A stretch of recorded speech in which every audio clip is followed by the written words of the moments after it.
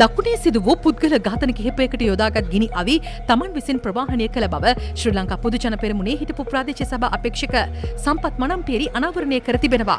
මීගසාරේ කච්චා සහ ඔහුගේ දරුවන් දෙදෙනා ඝාතනයට යොදාගත් ගිනි අවියද තමන් විසින් ලබා දුන්නක් බවට ඔහු පිළිගෙන තිබෙනවා. පසුගිය පෙබරවාරි මාස 18 වෙනිදා රාත්‍රියේ අරුණ විදානගමගේ හෙවත් මීගසාරේ කච්චා ඉලක්ක කර වෙඩි ප්‍රහාරයක් එල්ල වී තිබුණේ. දරු දෙදෙනා සමග යතුරු පැදියෙන් ගමන් කරමින් සිටියදී ඔවුන් තිදෙනාම ඉන් මිය ගියා. මෙම ඝාතන සඳහා චෝදනා එල්ල වූයේ ඉන්දුනීසියාවේදී අත්අඩංගුවටගත් බැකෝ සමන් නැමැත්තාට සහ තැඹිලි ලහිරුට. කච්චා මැදමුලන තංගල්ල මිද්දෙනිය ඇතුළු හම්බන්තොට දිස්ත්‍රික්කයට ආධුනිකයෙක් නොවේ. ආයුධ ළඟ තබා ගැනීම, කප්පම් ගැනීම ඇතුළු අපරාධ කිහිපයක් සම්බන්ධයෙන් වරින් වර ඔහුට චෝදනා එල්ල වී තිබුණා. කච්චා හම්බන්තොට දිස්ත්‍රික්කයේ ප්‍රබල දේශපාලනඥයින් කිහිප දෙනෙකු සමග ඉතා සමීපව කටයුතු කළ අයෙක්.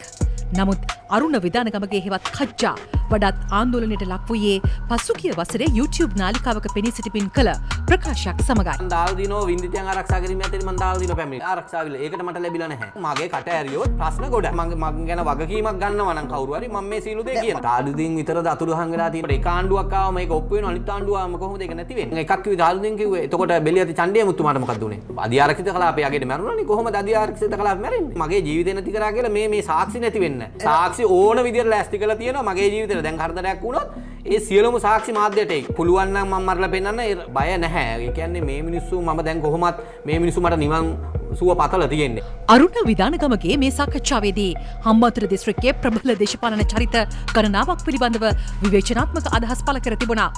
ඔහු දීර්ඝ කාලයක් ක්‍රියාකාරීව සිටි ශ්‍රී ලංකා පොදුජන පෙරමුණ වෙනුවට වෙනත් පක්ෂයකට සහාය දක්වා තිබුණේ මේ අතරතුර පොලිස් ප්‍රභූ ආරක්ෂක නිලධාරියෙකු ලෙස කටයුතු කළ සම්පත් මනම්පෙරි හිටපු ජනාධිපති මහින්ද රාජපක්ෂ මහතාගේ ආරක්ෂක කටයුතු සඳහාද කලක් යොදවා සිටි අයෙක්.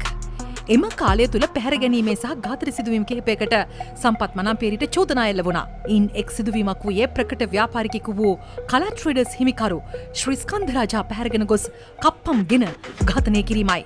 හිටපු පාර්ලිමේන්තු මන්ත්‍රී නඩරාජා රවිරාජ් මහතා ඝාතනයද සම්පත් මනම්පෙරිට එල්ල වූ තවත් චෝදනාවක්. නීතිපතිවරයාගේ මැදිහත්වීමෙන් ඔහු රජයේ සාක්ෂිකරුවෙකු බවට පත් වුණා.